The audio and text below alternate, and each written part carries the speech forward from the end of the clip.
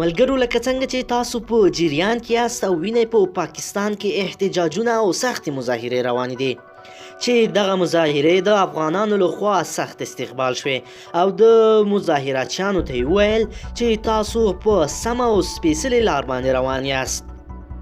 خو دغه استقبال د عکس العمل نه خالي هم نه وی او د ځینې خرڅ شوي پاکستانیانو غبرګونونه یې راپارولي دي او یو لیوني وزیر د افغانستان په خلاف خپله بویوناکه خوله راخلاصه کړې ده.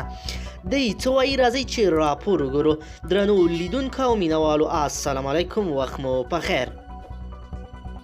د پاکستان یو وزیر د افغانستان په تړاو بیا خپله بویوناکه خوله کارولی ده.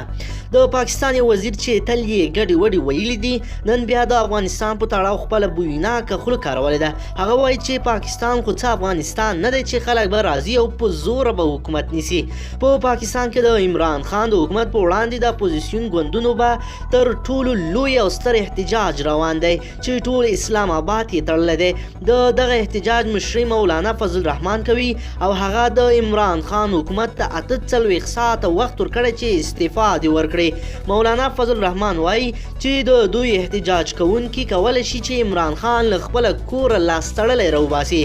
خو هغه وایي چې موږ دا کار نه کوو او عمران خان دې په خپله په 48 ساعتونو کې حکومت پرېږدي او که نه وي له هغه وروسته هر څه وشو نو ذمهوار به عمران خان خپله وي.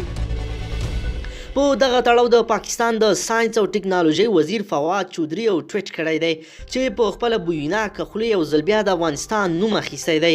هغه وایي پاکستان څه افغانستان خو نه دی چې یوه ډله خلک به راځي او منتخب لومړی وزیر ته به دړکې ورکوي او هغه ته به یې وایي چې استعفا ورکړه. هغه په مولانا فضل الرحمن تور لګولی دی چې هغه د پاکستان د تباهۍ لپاره اسلام آباد ته راغلی دی ځکه چې عمران خان د کروڑونو خلکو استازی دی. د فواد چودري همدغه ټویټ ته په ځواب کې پښتون مبارز ځوان طارق افغان لیکلی دي چې په افغانستان کې ستاسو په څیر جعلي حکومت نه دی جوړ شوی او نه هم په کابل کې په دومره ستره کچه احتجاج شوی دی. دا ستاسې د جعلي او درغلیو حکومت دی چې ټول هیواد په احتجاج دی او ستاسې بسترې نورې ټولوي.